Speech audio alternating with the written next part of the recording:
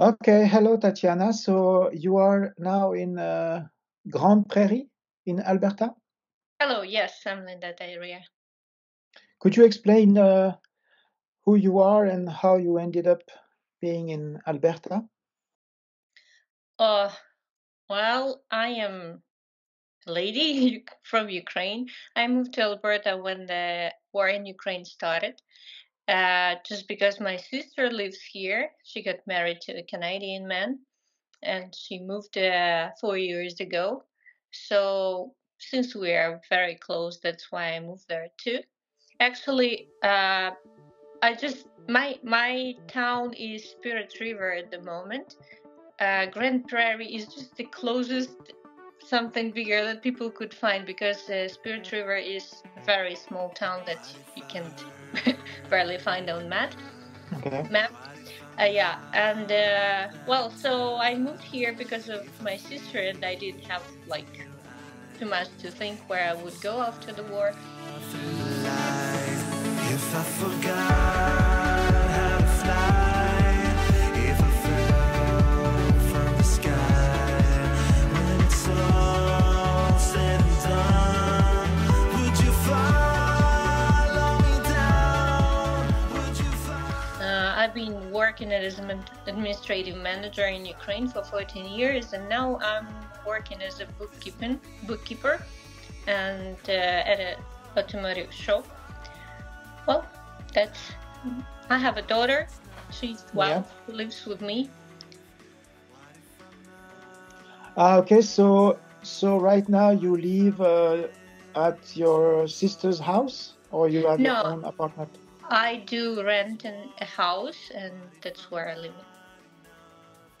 Oh, okay. So it was fast. How long ago did you arrive in Canada? 2 years ago. Oh, 2 years ago. Okay. Yeah. Okay, so now you feel already integrated in Canada. Oh, mostly yes. There are still something that I would like to do and achieve and develop because the state where I'm now, I mean, like, how do I feel about everything is still has to be improved. But I'm on its way, and I think I gained lots of things last year. I got my driver's license, which I didn't have, and I can do more things that I used to. So, do you like your new life in Canada? Definitely do. It's really beautiful here, and people really amazing. Everybody is very helpful and really friendly. Is there a big Ukrainian community in where you are? Well, actually, just because of the location where I'm staying, there are not so many Ukrainian people, and I wouldn't say it's a community, but in a bigger town, there would be, yes. Okay, okay. So, um, was it easy to find a job like a bookkeeper? No, no, I No? don't. No, first time I came, I couldn't really find a job for a long time, for a few months. So I did a lot of the things from moving stones to working at a shop. But then I had a name because I wanted to be a bookkeeper. That's why I found this job. Okay, okay. So you are 37, and you in Ukraine you were from Nikopol? Nikopol? Yeah, that's correct. Okay. Where is it? Nikopol? Uh, Geographically, it's a central part of Ukraine. It stands on the Dnipro, but everybody's heard about the nuclear power station, so it's right in front of it. Ah, okay. Okay, okay, okay. Okay, so you've been with us for a while now.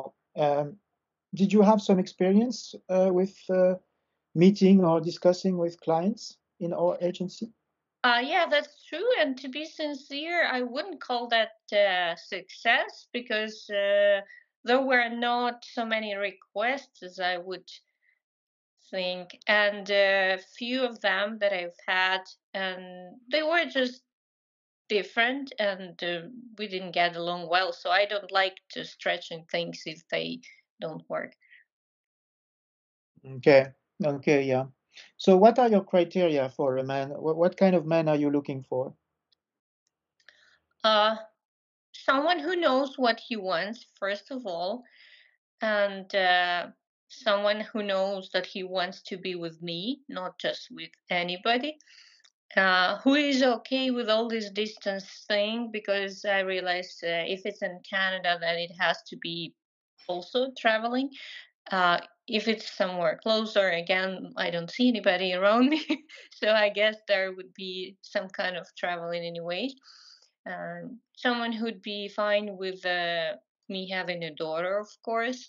Um, I'm an ambitional person, and I don't plan to stop. So I would like somebody who would be at least the same. I don't need a project man, I want somebody who is already established. So just a little bit about that.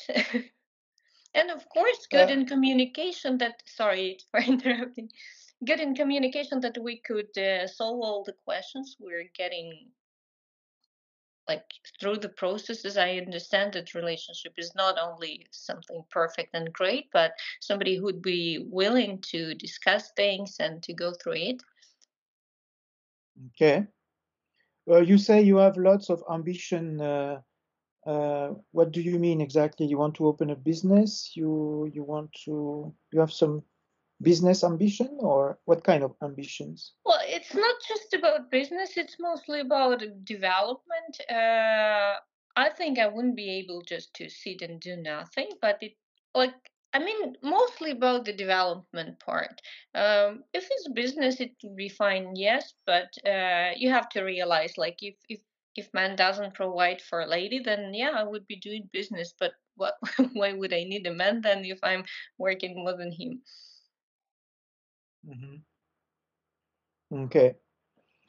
So, okay, so you see the family as a traditional way, like the man is providing for the family and the woman stays at home. That's is that your vision of the? No, I wouldn't say that. I think that it's partially traditional that man would be doing his part of this, like providing security, and that he should have a plan.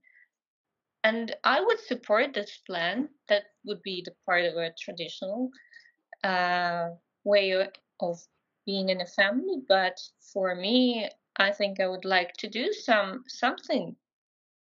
If it's a deal breaker, like if my man wouldn't want me to work, then I would like to do just something interesting as a hobby, probably.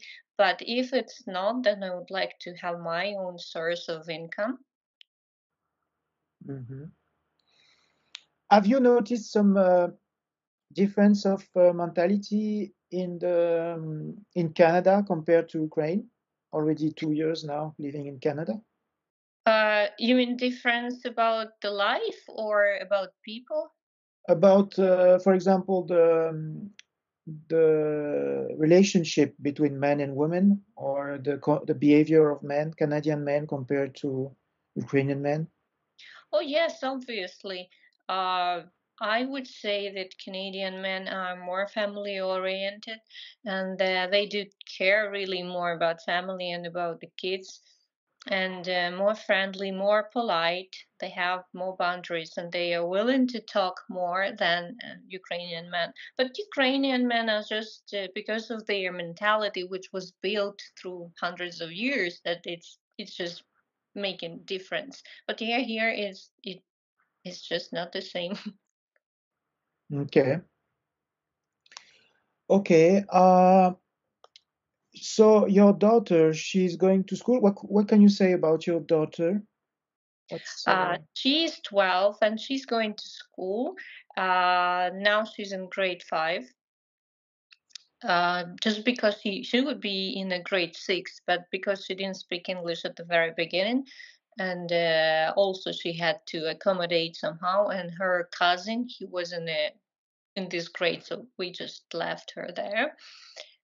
She's doing very fine. First half of the year, she's been adapting, but now she's speaking pretty good English and does her own achievements. She does dancing as well, and yeah, she's doing fine. Got some friends. Yeah, the kids they adapt very fast to a new country, Yeah, right? that's true. Like one day, I remember that she didn't really speak for the first few months. She was kind of embarrassed, but then after sometime there was a neighbor that came to our house and I realized somebody's talking English pretty good and I'm looking that this was my daughter and I was surprised that it was her. Yeah, they learn fast, very fast. Okay, what about your hobbies and uh, interests? What do you like to do in your free time? Oh, that's a painful topic for me now because in Ukraine I used to do many things like I did because it was a city and I could find many ways to entertain myself from pottery, dancing, wrestling, sports, different kinds of things. But here it's just because it's a rural area and not so many things that I could do. But in summertime, I'm busy seeing places around. I used to do horse riding. Mm, well, not many other than just sightseeing and horse riding, I would say. Oh, and I really love gardening. That's what I always wanted to do. And here I have a beautiful garden that I'm taking care of it. I really enjoy flowers and I have them everywhere. You can see. Hmm. So yeah, I try to like surround myself with that. So I would say gardening just saved me first year. Um, so this is what I can say for now. For future, I would discover more. Okay, okay. So would you say that you right now you are in the countryside and you would prefer to be in a city? Uh, I am in the countryside, and I would prefer to have more activities to do. It doesn't really matter if I want to be in the city or not. If just I realize here, if you have a car and if you have the time, you could do anything.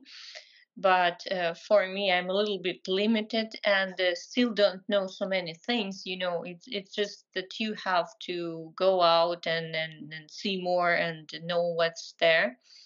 So what's around is not so fun. So for me, I mean, like besides the horses, of course, I really love them too. And the gardening, I think I would go for some kind of dancing. That's what I'm considering for the next year, probably, and probably do more of traveling. So yeah. Yeah, very often the Ukrainian women they have an idea about Canada before arriving, and when they arrive, they realize that here uh, most most of the life in Canada is in the country, like in a very small village, far from big cities, and they're very it's very difficult to go to a bigger city with big activities and things like that. So, how far are you from the biggest city? I mean, by car to. Well, so that Grand Prairie, which has an airport, it's 1 hour to drive from here. Yeah, But cities like Edmonton and Calgary, I believe it would be 6 to 5 hours to yeah, drive. By plane, it would take 1 hour to fly and 1 hour to drive to the airport. I don't know. This the end of this month, I'm planning to go to Edmonton. We'll see what's there. yeah, yeah. Distance are huge in Canada, so most of the people they live in the country or big city, but that's a big change. Like the young girls from Ukraine, when they arrive in a very small village, they become crazy. Like Well, they I'm real. still okay. Yeah. Yeah. Mhm. Okay, so you don't mind if the man is in the country or in the city. For you, there is no difference. Not really, as long as he can afford some going out from time to time. Okay. All right. About the communication process, how do you like the process to be for with a man? Do you like writing letters at the beginning, and then, or you much prefer the Skype meeting or Visio meeting with Viber? What's your I think best? it should be combined. Oh, sorry, I interrupted you again. So, to my mind, I think it should be combined because, like, of course, you don't shoot with the Skype or any other video call right away, but just a small talk by chatting. And I think after a day or two to deal with the call or video call just to see if person is real would be fine. But it's just a part of a natural process, I guess. Okay. Yeah, beginning writing and then Visio or Skype, and then organize a meeting, real meeting. Mhm. Do you believe in love at first sight, or you believe that love is a process that you have to build day after day? Uh, I think it. I don't think this is love, but I believe that people know in first seconds what they want already. It's just some of them take more time to think and build up trust to their thoughts, and some of them do it faster. Yeah. Are you a trustful person? Like you trust people very easily, or you it takes time for to gain your trust? Well, as long as they don't do any actions that make me doubt. But yeah, I do. I used to trust people. Okay. Okay, good. Okay, for me it's good. Do you have something else to add about yourself that is very important that the men would know? Mm, I don't know. It's hard to tell right now. I would leave this for our conversation, I guess. Okay. Okay, so that's fine. Thank you very much. I'm gonna Yeah. stop the recording. Okay. Thank you too, Antoine.